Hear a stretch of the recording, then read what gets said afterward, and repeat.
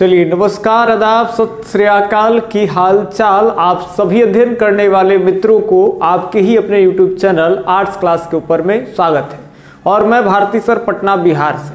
आज हम लोग बात करेंगे 12वीं कक्षा का जो इतिहास है उसके 11वें चैप्टर के ऊपर में, जिस चैप्टर का नाम है विद्रोही और राज। हालांकि हम लोग 1857 के जो आंदोलन है, क्रांति है, उसके पूरे व्याख्यान को पढ़ रहे हैं।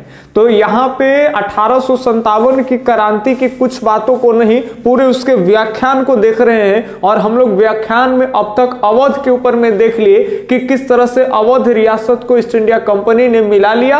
अवध को लेकर के किस तरह से लॉर्ड डलहौजी जो है 1851 में बोला कि ये गिलास फल एक दिन हमारे ही मुंह में आके गिरेगी, और 1856 में रियासत को मिला लिया जाता है। आगे के कड़ी में हम लोग देख लिए कि जब अवध के रियासत पर से अवध के नवाब बाजिद अली शाह को जब अवध से हटा करके कलकत्ता भेजा जा रहा था, उस समय में पूरा मातम सा माहौल छा गया था। गलियारे है, गांव है, कस्बा शहर है, सब में जो है नवाब की जाने की एक जो दुखद जो चीज है वो सामने निकल के आई। यानी विदाई में बहुत ज्यादा लोग क्या थे, गम में डूबे हुए थे। और वहीं पे एक लाइन निकल के आया था कि ऐसा लग रहा था मानो जैसे देह से जान जा चुकी है। तो यहां तक हम लोग पढ़ लिए। उसके बाद में ये भी पढ़ लिए कि किस तरह से कब से भारतीय जो सिपाही जो अंग्रेजों के फौज में होते थे, तो उनका दोनों का बीच जो रिश्ता था, कब तक रिश्ता दोनों के बीच में दोस्ताना वाला रहा, और कब से भारतीय सिपाही जो है वो अंग्रेजों के खिलाफ में उतर जाएंगे। ये दो चीजों को हम लोग देख चुके हैं। अब यही एनसीईआरटी के कड़ी को अगर आगे बढ़ाएं तो एक छोटा सा टॉपिक है जिसको कहते हैं विद्रोही क्या चाहते थे। हालांकि विद्रोही क्या चाहते थे उसके ऊपर में हम डिस्कस नहीं कर रहे हैं। नहीं करने का कारण यह है कि थोड़ी सी बातें हैं, 2-4 लाइन, और वहां पे एनसीईआरटी भी खुद लिख ही रही है कि विद्रोही असल में क्या चाहते थे ये वास्तव में अभी तक पता ही नहीं लग पाया। कहिए कैसे नहीं लग पाया? क्योंकि जो विद्रोही थे सर लिखे पढ़े नहीं थे, बहुत कम पढ़े लिखे थे, न के बराबर थे। तो इसलिए उन्होंने अपना बात लिखित दस्तावेज के माध्यम से नहीं दिए। तो एनसीईआरटी जब बुक लिखा है तो उनके पास में कोई विद्रोहियों की तरफ से एविडेंस नहीं होने के कारण, चूंकि अब विद्रोही ऐसा क्या चाहते थे इसके बारे में लिखित विवरण है, लेकिन वो लिखित विवरण जो है वो अंग्रेजों का विवरण है, और अंग्रेज के विवरण पर ही इतिहासकार बेचारा मजबूर हो जाता है उनके विवरण को लिखने के लिए। तो एक पक्ष का ही हम लोग साइड जान सके, हम लोग यहां से चीजों को पढ़ेंगे। अभी भी विद्रोही क्या जानते हैं, क्या चाहते थे, उसका थोड़ा सा बात हम लोग आज देख लेंगे जब हम आपको आजमगढ़ घोषणा पढ़ाएंगे तब। अभी आजमगढ़ घोषणा अभी आज के वीडियो लेक्चर्स में आने वाले हैं। नए बच्चों के लिए बता दें जो नए नए वीडियो देख रहे हैं, सबसे पहले कि आप लोग सबसे पहले अपना जो 12th में आ गए हैं आप बुक लीजिए, और बुक लेने के बाद जो है बुक के सिलेबस के हिसाब से आप हमारे प्लेलिस्ट को आप में जाइए, और प्लेलिस्ट में आप एक दिन में एक ही वीडियो देखिए। बहुत होता है तो मैक्सिमम 2 वीडियो देखिए, और खुद से नोट्स बनाने के लिए शुरुआत कर दीजिए। तो आप अपनी तैयारी 1-2 वीडियो लेक्चर से प्रतिदिन जो है आप कर सकते हैं। ठीक है, धीरे धीरे करके कंटिन्यू सभी जो चैप्टर है, सभी चैप्टर के सभी टॉपिक के ऊपर में वीडियो लेक्चर्स आपको यहाँ पे मिल जाएगा फ्री में। ठीक है, चलिए अब बात को ध्यान में रखेंगे। कहते हैं कि यहां तक अब हम लोग पढ़ चुके थे कि किस तरह की घटनाएं क्या है। अब एक टाइटल आप देख रहे हैं ना, एकता की कल्पना। अब यहां से थोड़ा सा धीरे धीरे आराम से सुना जाए। एकता की कल्पना। अब पूरा एक व्याख्यान आपको फिर लगेगा कि कैसे लोगों को यूनिटी में लाया जा रहा है। आपको लग रहा था ना कि अलग अलग जगह पे विद्रोह हो रहा है और सारे लोग उठ करके साथ में आ जा रहे हैं, चाहे वो तालुकदार लोग रहेंगे, चाहे वो आपका व्यापारी वर्ग के लोग रहेंगे, चाहे बड़े बड़े अमीर लोग होंगे, या फिर नवाब होंगे, राजकुमार होंगे, जो सिपाही लोग होंगे वो तो रहेंगे ही। सबसे पहले सिपाही के द्वारा ही विद्रोह किया गया है। आदिवासी लोग, इन सब में एकता दिख रहा है। आखिर इसके पीछे का क्या वजह है, आज के वीडियो क्लास से आप समझ पाएंगे। 1857 के क्रांति के व्याख्यान में एकता को समझना है। अब एक बात को ध्यान से सुनेंगे। कहते हैं कि 1857 में विद्रोहियों द्वारा एक घोषणा की जा रही है। अब ये ध्यान में रखेंगे ये जो घोषणा कौन कर रहा है, तो विद्रोही जो बगावत करेंगे।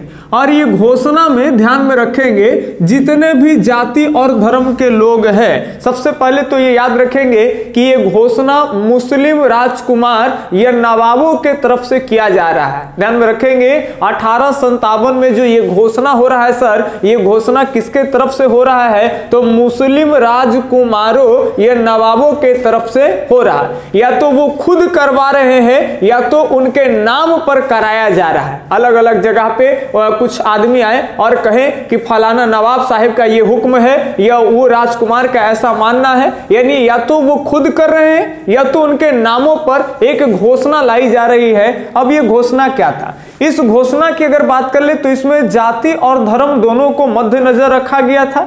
इसमें ध्यान में रखेंगे समाज के सभी तबकों के जो लोग होते थे, चाहे वो उच्च जाति के हो, चाहे नीच जाति के हो, चाहे वो हिंदू समाज के हो, चाहे वो मुस्लिम के हो, यानी कोई भी धर्म, कोई भी जाति, जाति में भी उच्च जाति, नीच जाति, सभी तबकों के लोगों को आह्वान किया जा रहा था कि एक तरह से आप आइए और जो युद्ध है, लड़ाई है, उनमें विद्रोहियों का आप साथ दीजिए। यानी कहीं ना कहीं इसके माध्यम से कहा जा रहा था, सबसे पहले तो दोनों जातियों की जो बात याद रखेंगे, हिंदू और मुसलमानों की अगर बात कर ले, दो धर्म आ गया, तो इन दोनों धर्मों में जो भी भावना आ रहा था उस भावना को भी ख्याल रखा जा रहा था। और ये नवाबों के तरफ से, राजकुमारों के तरफ से, बादशाहों के तरफ से एक घोषणा आ रही है कि आप लोग क्या करिए, युद्ध में लड़िए, युद्ध में आगे आइए। अब क्यों आएंगे भाई, इस सब हम लोग देखेंगे एक एक चीज। अब कहते हैं इसमें जितना भी एजेंडा बना हुआ था इस घोषणा में, उसमें अभी देखें कि दोनों के बीच में याद रखेंगे जो भी अगर नाफा हो या नुकसान हो, ये दोनों को बराबर बराबर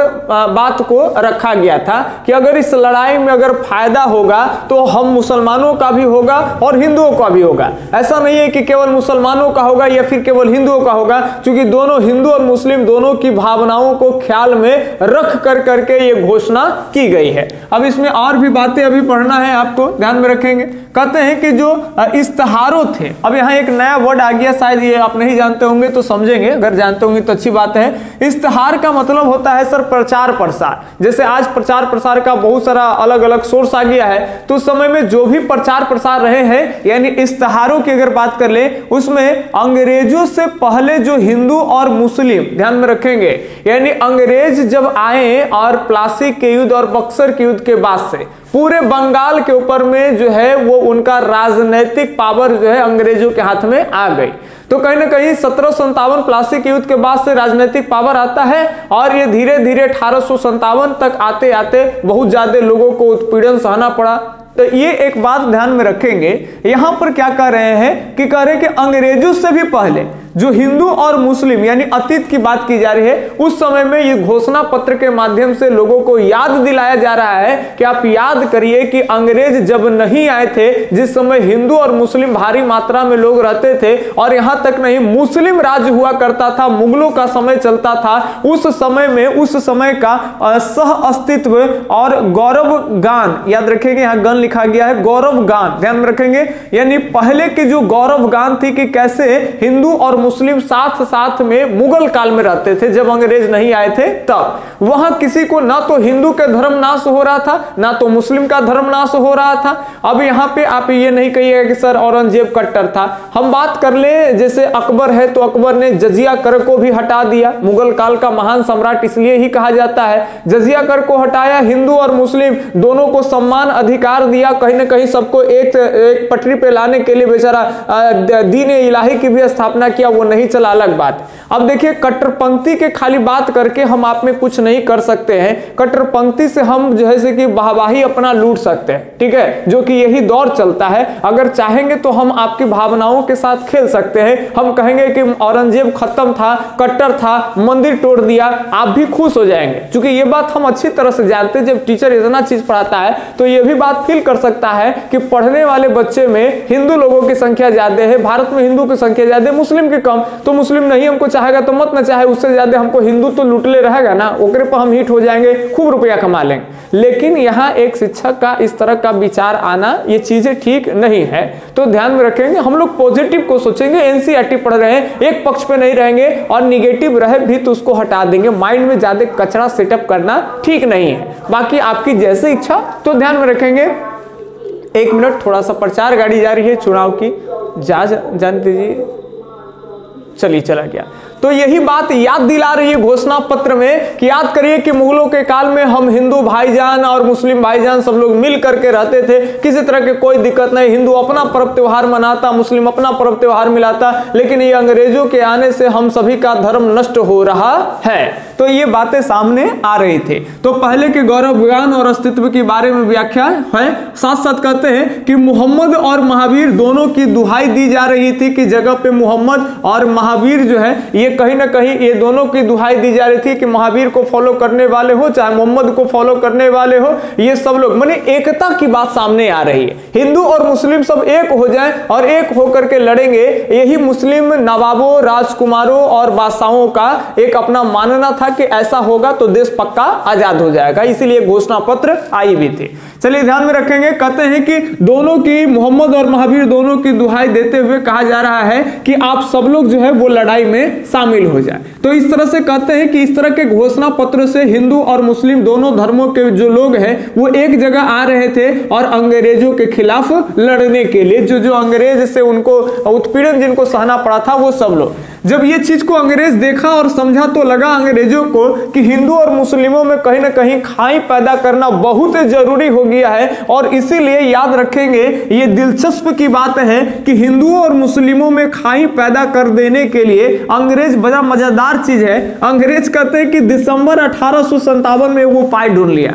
ये सोचा कि हिंदू और मुस्लिम में अगर कुछ करना है तो पैसा खर्चा करके करा देंगे। जैसे गांव में बड़े बड़े जमींदार लोग होते हैं अभी भी, जिसके पास में बहुत ज्यादा संपत्ति होते हैं, ये कुछ विशेष जाति के ऐसे भी लोग होते हैं जो आमने सामने जाकर नहीं टकराएंगे, लड़ेंगे केकरो। वो क्या करेंगे, अगर मान लेते हैं कि केकरो दिक्कत करना है, कोई नुकसान पहुंचाना है, तो कोई के 2-4 बोतल पिया दिया, कुछ पैसा धरा दिया, कहे अरे पी करके ओकरा जा करके दिक्कत कर दो, तो कहीं कहीं अपने में जाकर के दोनों लड़ गया। अब पैसा जो फेंका वो बेचारा मजा मार रहा है, वो एकदम मजा मार रहा है, और वो जो है कि लड़वा दिया। तो अंग्रेज सोचा कि कैसो पैसा खर्चा कर करके और हिंदू और मुस्लिम के बीच में फूट डाल देंगे, ये दोनों लड़ जाएगा, और लड़ जाएगा तो दोनों के बीच में जब खाई आ जाएगा तो आराम से करके पराजित कर देंगे। और ये याद रखेंगे, दिसंबर 1857 में अंग्रेजों के तरफ से प्रयास किया गया। कहां में, ये भी आपको समझना है, पश्चिमी उत्तर प्रदेश के क्षेत्रों में। ध्यान में रखेंगे, पश्चिमी उत्तर प्रदेश के क्षेत्रों में। ये हिस्टोरी है, खाली ध्यान में रखते जाएंगे, जहां क्वेश्चन आएगा हम आपको ऑनलाइन में क्वेश्चन कराएंगे और जोड़ देखेंगे। क्वेश्चन आप लिख लीजिएगा, ये एग्जाम पॉइंट ऑफ व्यू से आंसर वगैरह सब चीज हम आपको देंगे। अभी आप खाली वीडियो ओपन करेगा, डेली के डेली एकदम हम आते हैं। एक दिन हो सकता है कभी कभार बीच हो जाता है, और सांझ के सांझ एकदम 7 से 8 बजे के बीच बैठ जाना है और वीडियो को ओपन करना है, पूरे व्याख्यान को सुनते चलना है। एनसीईआरटी पढ़िए, कॉन्सेप्ट डेवलप करिए, एकदम बड़ा मजेदार आएगा। 6 महीना में आपके अंदर का कॉन्फिडेंस बढ़ जाएगा भैया, एक पक्का कहते हैं। अब कहते हैं ना कि पश्चिमी उत्तर प्रदेश का जो बरेली वाला भाग है, अब यहां थोड़ी सी बात देखेंगे। ये उत्तर प्रदेश का भाग है जो इधर हरियाणा से टच कर जाता है, और इधर हरियाणा में ये दिल्ली है, और ये उत्तर प्रदेश का पश्चिमी इलाका ये बरेली है। बरेली और रायबरेली दोनों अलग है। बरेली ये ऊपर में है और रायबरेली अगर बात कर ले तो ये नीचे में है। उत्तर प्रदेश के नीचे में ये रायबरेली आता है, और ऊपर की अगर बात कर ले तो उत्तर पश्चिमी भाग में ये आपका केवल क्या है, बरेली है। आप गाना सुने होंगे कि झुमका गिरा रे बरेली के बाजार में झुमका गिरा रे, तो खैर अलग बात है। अब यहाँ पे ध्यान में रखेंगे, बरेली ये वो जगह है, रायबरेली आप समझ गए वो दूसरा जगह है।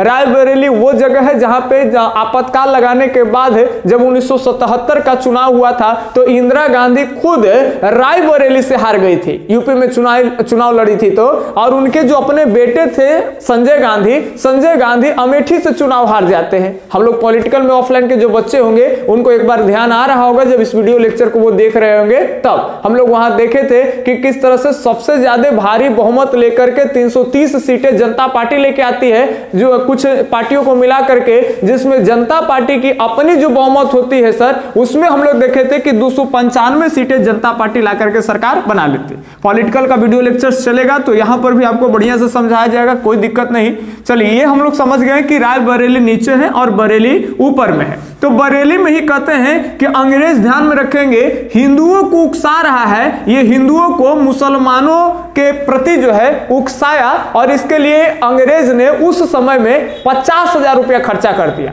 1857 में, जिस 1868 में दादा भाई नौरोजी के जब रिपोर्ट आएगा तो पता चलेगा कि प्रति व्यक्ति आय 20 रुपया है, और ये घड़ी हिंदू और मुस्लिम में फूट डालने के लिए अंग्रेजों ने 50,000 रुपये खर्च हो गए। ये कहा खाली फूट डालेला, लेकिन कहते हैं फिर भी अंग्रेज जो है वो नाकामयाब रह गया। ये दोनों के बीच में खाई, हिंदू और मुस्लिम के बीच में खाई उत्पन्न नहीं कर पाया, और फाइनली जो है एकता और क्या हो गई तो बढ़ गई। यही आपको एकता में कॉन्सेप्ट थोड़ा बहुत समझना था।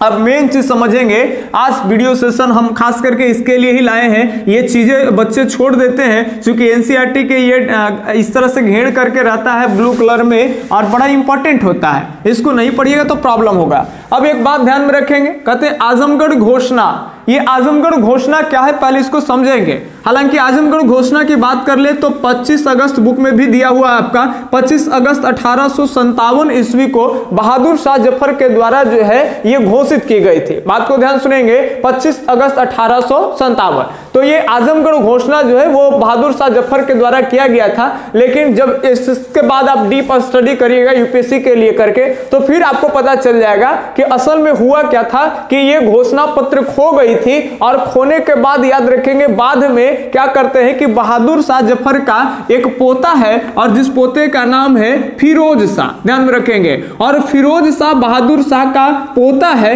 और इस पत्र के द्वारा यानी पोते के द्वारा 1858 में फिर इसको अगले साल लागू किया जाता है। इस घोषणा पत्र का नाम है सर आजमगढ़ घोषणा पत्र। आप बुक में इसको पढ़ सकते हैं, डायग्राम अलग से एकदम कॉलम बना करके दिया है। अब इसी से हमको एक चीज पता चलता है कि विद्रोही आखिर क्या चाहते हैं, यानी विद्रोही क्या चाहते हैं, इनके बारे में जानकारी के लिए बहुत बढ़िया हमारे पास एक एविडेंस है जिसको कहते हैं आजमगढ़ घोषणा। क्योंकि अभी बताया था कि विद्रोही क्या चाहते हैं, इसकी असल जानकारी जो है भारतीय इतिहासकार को नहीं होने के कारण उसका बहुत ज्यादा विवरण आपके बुक में नहीं है। उसके लिए जो हमारे इतिहासकार हैं उनको अंग्रेजी दस्तावेजों के ऊपर में मजबूरन निर्भर होना पड़ता है। लेकिन एक दस्तावेज के मामले से आप जान सकते हैं कि विद्रोही किस तरह का एजेंडा बना रहे हैं और विद्रोही असल में चाहते क्या है। तो आइए हम लोग आज आजमगढ़ घोषणा पत्र के ऊपर में देखें। तब तक इधर थोड़ा सा हम मिटा दें, थोड़ा चलिए तो थोड़ा सा हम लोग इधर भी मिटा दिए हैं, अभी हम समझा लेंगे, आपको समझ में आ जाएगा, कोई टेंशन नहीं।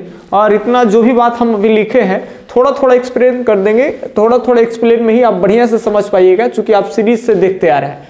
अब ध्यान में रखेंगे तो कहीं ना कहीं इस घोषणा पत्र के माध्यम से ये कहा जा रहा है कि जो हिंदू और मुस्लिम ऐसे लोग जो ये षड्यंत्रकारी, और साथ साथ अंग्रेजों को कहा जा रहा है कि ये षड्यंत्रकारी है और ये जो है अधर्मी है। अधर्मी और षड्यंत्रकारी कहा जा रहा है अंग्रेजों को कि इससे अंग्रेज यानी ईस्ट इंडिया कंपनी, अधर्मी और षड्यंत्रकारी ईस्ट इंडिया कंपनी यानी अंग्रेजों से जो लोग उत्पीड़न सहे हैं वो सब लोग अब एक साथ आ जाइए। यानी जब विद्रोही जो युद्ध कर रहा है ना, इस विद्रोही के साथ साथ आप खड़ा हुए, लड़ाई में आपको शामिल होना है।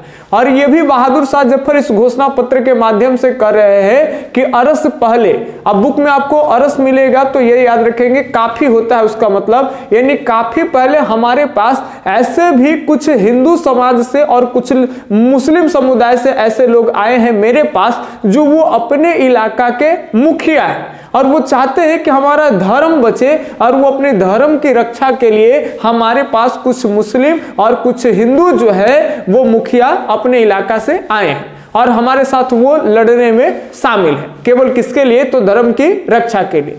तो तमाम उन अवामों से ये रिक्वेस्ट है, माने ये बहादुर शाह जफर इस घोषणा पत्र के माध्यम से कह रहे हैं कि सब लोग आकर के एक साथ और अंग्रेजों के खिलाफ में लड़े।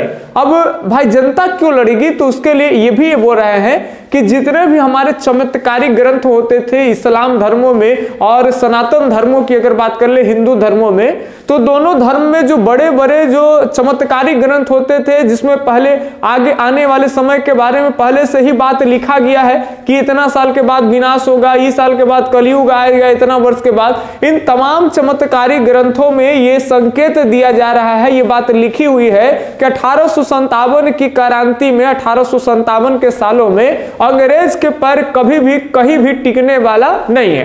तो कहीं ना कहीं लोगों को यह चीज लगे कि जो लोग ऐसे प्रवृत्ति के हैं, जो सोच रहे होंगे कि अरे क्या होगा, हम अपने घर छोड़ करके जाएंगे, विद्रोहियों का साथ देंगे, अंग्रेजों के खिलाफ लड़ेंगे, और जान रहे हैं कि अंग्रेज किसी तरह से युद्ध को जो है वो कुचल देगा, बगावत को कुचल देगा, दमन कर देगा, और उसके बाद से क्या होगा कि या तो हम मारे जाएंगे युद्ध में लड़ते लड़ते, अगर नहीं तो बच जाएंगे तो अंग्रेजी प्रशासन हमको गिरफ्तार कर करके कारखाने में डाल देंगे, सॉरी कारखाने बोल रहे हैं, कैद खाने में डाल देंगे। तो लोग यही सोच रहे थे, तो वो सोच करके काफी सारे लोग जो है वो नहीं निकलते, नहीं लड़ते। तो इसीलिए बहादुर शाह जफर के तरफ से कहा जा रहा है कि चाहे हिंदू के बड़े बड़े ज्योतिष हो, चाहे इस्लाम में बड़े बड़े जो ज्योतिष है, जिनकी बातें कभी असत्य नहीं होती थी, हमेशा सत्य होते आ रही है, ऐसे लोगों का भी मानना है कि हाँ, ये भविष्यवाणी है कि ये 1857 में जो है वो अंग्रेज यहाँ कहीं अंग्रेजों का पैर टिकने वाला नहीं है, भारत आजाद हो जाएगा। और इसीलिए बहादुर शाह जफर के तरफ से कहा जा रहा है कि हमको इससे ज्यादा बढ़िया सुनहरा अवसर जो है वो स्वर्णिम अवसर नहीं मिल सकता है, इसीलिए हमको आगे आना होगा, नहीं तो इसके बाद पछताने के सिवाय हमारे पास कुछ नहीं रह जाएगा। ये बहादुर शाह जो है ये अपने दिल की बातें जो है वो इस घोषणा पत्र, आजमगढ़ घोषणा पत्र के माध्यम से कह रहे हैं। अब याद रखेंगे इस घोषणा पत्र में बात को समझिएगा कि प्रमुख बातों के बारे में, जैसे जमींदारों के बारे में भी, व्यापारियों के बारे में, सरकारी कर्मचारियों के बारे में, कारीगरों के बारे में और फकीरों के बारे में भी बहुत सारी चीज जो है वो दिल छूने वाली बात बोल रहे हैं। अब एक को हम लोग समझेंगे, लेकिन कभी कभी ऐसे दे दिए जाएंगे कि आजमगढ़ घोषणा पत्र, ब्रह्मा में इतना डीप नहीं आता है, ब्रह्मा के बच्चे केवल समझे और विद्रोह में क्या क्या हुआ था उसके लिए अपने माइंड को डेवलप करें। आगे के जो बच्चे हैं, आगे जो अपर लेवल के तैयारी करने वाले बच्चे हैं, उनके लिए बहुत महत्वपूर्ण है, वो बारीकी से समझेंगे आजमगढ़ घोषणा पत्र में किनके बारे में उल्लेख निम्न में से नहीं था। अगर ऐसे प्रश्न अगर आएंगे तो अभी देखिए, जमींदारों के बारे में भी था, व्यापारियों के बारे में भी था, सरकारी कर्मचारियों के बारे में भी था, कारीगरों के बारे में भी था, और जितने पंडितों और फकीर लोग थे उनके बारे में भी था। लेकिन नहीं था तो केवल किसान के बारे में। अभी किसान को हम लोग लिंक भी करेंगे। चलिए एक एक के बारे में देखेंगे। कहते हैं भाग 1 में इस घोषणा पत्र में जमींदारों के बारे में लिखा था। अब जमींदारों के बात में क्या लिखा है, कहते हैं कि जाहिर है, ध्यान से सुनेंगे, ये कोई बड़ी बात नहीं है, ये तो जाहिर है कि जमींदारी वाला जो सिस्टम चल रहा था पहले, उसमें जो अंग्रेजों की जो बंदोबस्त जो नीतियां थी कि जमींदार को लगान एकदम व्यवस्थित करके रखना है और कंपनी में देना होता था। आप जमींदारी सिस्टम पढ़े जहां से स्थायी बंदोबस्त के बारे में जानकारी आपको दी गई थी। तो कहते हैं कि जो जमींदारी व्यवस्था था, इसमें क्या हुआ था कि अंग्रेजों को, अंग्रेज क्या करती थी कि एक जमींदार के ऊपर में लगान जो तय करती थी, वो लगान बेहिसाब होती थी। याद रखेंगे, इतना ज्यादा लगान की राशि अंग्रेजों के, अंग्रेज जो है जमींदारों के ऊपर में थोप देते थे कि जो बेहिसाब होता है। तो वही लाइनें आपको समझना है कि जमींदारी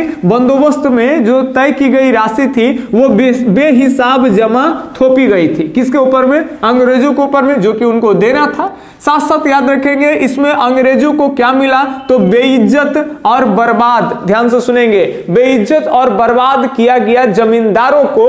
ये बातें कौन कह रहे हैं, तो बहादुर शाह जफर। ध्यान में रखेंगे ये किनको कह रहे हैं, तो जमींदारों के बारे में कह रहे हैं कि जब जमींदारी प्रथाचार, माने कहने के मतलब जमींदारों को उकसा कर करके और विद्रोह में शामिल हो जमींदार, ये चाह रहे हैं, सबको एक साथ जोड़ा जा रहा है। ये ध्यान में रखेंगे। कई बच्चा ऐसे ही पढ़ लेता है कि भारत के तरफ से बहादुर शाह जफर जो है, ध्यान में रखेंगे, भारत के तरफ से बहादुर शाह जफर थे उस समय में मुगल बादशाह, और अंग्रेज कंपनी के तरफ से 1857 के टाइम में लॉर्ड कैनिंग था। तो बस यही समझ जाता है, लोग समझता है कि बहादुर शाह जफर का कोई रोल नहीं था, बस वो बहादुर शाह जफर दिल्ली में विद्रोहियों का बगावत किए और बहादुर शाह को जो हुमायूं के किला में, वहां मकबरा में गिरफ्तार कर लिया जाता है, गिरफ्तार के रंगून भेज दिया जाता है। अब यहां से आपको व्याख्यान से समझ में आ रहा है कि देखिए बहादुर शाह कितना पहुंचल फकीर है कि एकदम व्यापारी उपारी सबको अभी एकदम दिल छू करके और उसको एकदम युद्ध की ओर मोड़ेंगे ताकि वो लड़ाई में हिस्सा ले।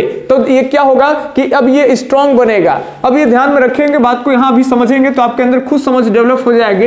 ये जमींदारों को याद दिला रहे हैं कि जमींदारी प्रथा जब चलता था तो उसमें आपको बेइज्जत किया गया था, आपको बर्बाद किया गया था, और बकाया राशि जब कंपनी के ऊपर में ज्यादा हो जाता था तो याद कीजिए कि कई ऐसे जमींदार होते थे जिनकी कंपनी में बकाया राशि होते थे, तो उनको क्या किया जाता था, तो उनकी संपत्ति को नीलामी की जाती थी, उनके पद की भी नीलामी होती थी और संपत्तियों की भी नीलामी होती थी। अब इसमें क्या होते हैं, एक बात और उनको उकसाने वाली बातें कही जा रही है कि आप अच्छी हैसियत रखने वाले जमींदार होते थे, लेकिन अगर छोटा मोटा भी एकाध गो जनता या फिर आपका कोई नौकर या फिर कोई भी छोटे मोटे एकाध गो गुलाम भी अगर शिकायत कर देता था कंपनी में, तो उसके दाखिल मुकदमे से आपको क्या हो जाता भाई, तो आपको बेइज्जत अदालत में घसीटा जाता था। यानी ये मुगल बादशाह इस आजमगढ़ घोषणा पत्र के माध्यम से जमींदारों को उकसा रहे हैं कि याद करिए कि आपको एक छोटा सा भी कर्मचारी, छोटा सा नौकर, छोटा सा जनता अगर आपके खिलाफ मुकदमा कर देता था तो अंग्रेजों के काल में क्या होता था कि आपको घसीट कर करके और अदालत में ले जाया जाता था। तो इससे जमींदार जब ये सब बात से सुनेगा तो जमींदार जो होगा वो कहीं ना कहीं एकदम बौखला जाएगा और अंग्रेजों के खिलाफ बगावत करने के लिए बहादुर शाह जफर का साथ देगा। और क्या, चलिए अब ये ध्यान में रखेंगे, यहां ध्यान में रखना है। कहते हैं कि ये घसीटा जाता था, लेकिन कहें अब एक बात और मेन चीज यहां समझेंगे कि जमींदार के जो खजाना भी होता था तो उसको अंग्रेज क्या करता था कि स्कूल और अस्पताल और सड़कें के नाम से, ध्यान से सुनेंगे कि हम स्कूल बना रहे हैं, सड़क बना रहे हैं, अस्पताल बना रहे हैं, इन सभी के नामों पर याद रखेंगे जमींदारों के खजाने से चंदे टाइप की वसूली करते थे अंग्रेज, ये ध्यान में रखेंगे।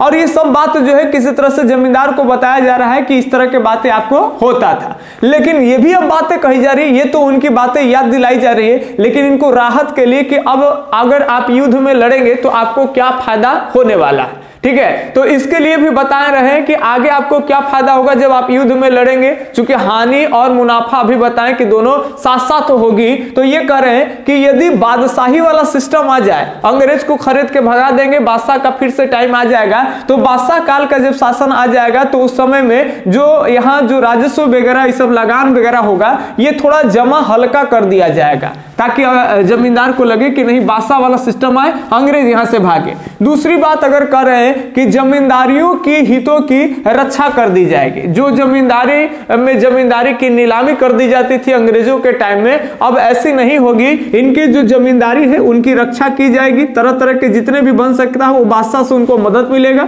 और साथ साथ कहते हैं कि ढंग से वो स्वतंत्र रूप से वो अपना शासन अलग अलग इलाका में जहां पर उनको जमींदारी मिलेगी वो एक राजा की तरह जो है अपने क्षेत्र को संभाल सकते हैं। तो इससे जमींदार को लगेगा ठीक है हमको मुगल बादशाह का साथ देना होगा। अगर हमको एक चीज लगता है, ध्यान में रखेंगे, अभी एक बार और पढ़ेंगे तो कहीं ना कहीं लगेगा कि ये लोग भी कहीं ना कहीं फूट डालना है, हम किसी का पक्ष नहीं ले रहे हैं। अगर अंग्रेज स्कूल बना रहा है, अगर अंग्रेज जो है सड़कें इंफ्रास्ट्रक्चर डेवलप कर रहा है, इन्हीं सबसे तो डेवलपमेंट होते हैं, तो अंग्रेज सही जगह पे पैसा तो लगा रहा है ना, भले ही, और पैसा भी किससे ले रहा है, तो गरीब से ना लेकर करके अगर जमींदार से ले रहा है, ये तो ठीक चीजें हैं। लेकिन नहीं, कहीं ना कहीं इसको उकसा कर करके जमींदारों को भी शामिल किया जाएगा। चलिए, हर चीज का दो चीज होगा, हम लोग दोनों को देखेंगे आगे। अब दूसरे भाग में व्यापारियों के बारे में लिखा गया है, बात के ध्यान में रखेंगे। आजमगढ़ के घोषणा पत्र में भाग 1 में किसके बारे में लिखा गया है, तो ये याद रखेंगे जमींदारों के बारे में। भाग 2 की अगर बात कर ले तो इसमें किसके बारे में लिखा गया है, व्यापारियों के बारे में। क्या लिखा गया है जनाब, थोड़ा सा देख लेते हैं। कहते हैं कि अधर्मी षड्यंत्रकारी, आप तो जान रहे हो ना, कंपनी को ही अधर्मी और षड्यंत्रकारी कहा गया है कि ये साजिश करते रहता है। यानी अंग्रेज, जिसको BEIC ईस्ट इंडिया कंपनी वाले के जो अंग्रेज गोरे लोग हैं उनके बारे में इस भाग 2 में लिखा जा रहा है कि अधर्मी और षड्यंत्रकारी अंग्रेज जो है वो क्या करते हैं अब कि बाहर से जितना भी वस्तु होता है वो बाहर से बना करके लेके आ रहे हैं। व्यापारियों के लिए कह रहे हैं कि नील है, कपास है और जहाजी व्यवसाय, इन तीनों के ये बहुमूल्य टाइप के व्यवसाय है जिनसे बहुत ज्यादा बेनिफिट होता है, लाभ होता है। और ऐसे ज्यादा लाभ कमाने वाला जो भाग है भाई, ये सब अंग्रेज अपने अंडर में रखा है। इसमें देसी जो व्यापारी है, भारत के व्यापारी, उनको इस सब अधिकार से वंचित कर दिया है। तो ये नील में जो बेनिफिट होता है, कपड़े में जो कमाई होती है और जहाज के जो खरीद बिक्री होते हैं, इस सब व्यवसाय का जो अधिकार है वो अंग्रेज अपने अंडर में रखा है। अब भारतीय देसी व्यापारियों के पास जो बच गई है तब बस छोटी मोटी थोड़ी बहुत व्यापार भी बच रहा है। और कहते हैं कि इसमें भी जो भारतीय व्यापारी थोड़ी बहुत व्यापार करके कुछ कमाती भी, तो कहते हैं इसमें से भी कुछ डाक खर्चे के नाम पे, तो कुछ जो है नाका वसूली के नाम पे, तो स्कूल बनवाने के लिए ये चंदे की वसूली अंग्रेज करते, इन व्यापारियों को भी नहीं छोड़ते। आप इतना से समझ सकते हैं कि इनको क्या कह रहा है कि चंदे जो है ध्यान में रखेंगे, स्कूल के लिए व्यापारियों से भी चंदा लिए, अभी स्कूल के लिए जमींदारों से चंदा भी लिया रहा है, डाक खर्च के लिए डाक वगैरह जितना भी निर्माण वगैरह होगा, इस पे जितना भी खर्च आ रहे हैं उन खर्च के लिए व्यापारियों से भी जो है ये वाहन करेगा, अंग्रेजी कहीं ना कहीं उससे भी पैसा लेगा। तो ठीक है, तो है इंफ्रास्ट्रक्चर अगर डेवलप हो रहा है तो इससे देश का डेवलपमेंट होगा, लेकिन कहीं ना कहीं बड़े व्यापारी इससे निराश होंगे और इस निराशी का कहीं ना कहीं फायदा उठाना चाहते हैं बहादुर शाह जफर। तो ध्यान में रखेंगे बात को।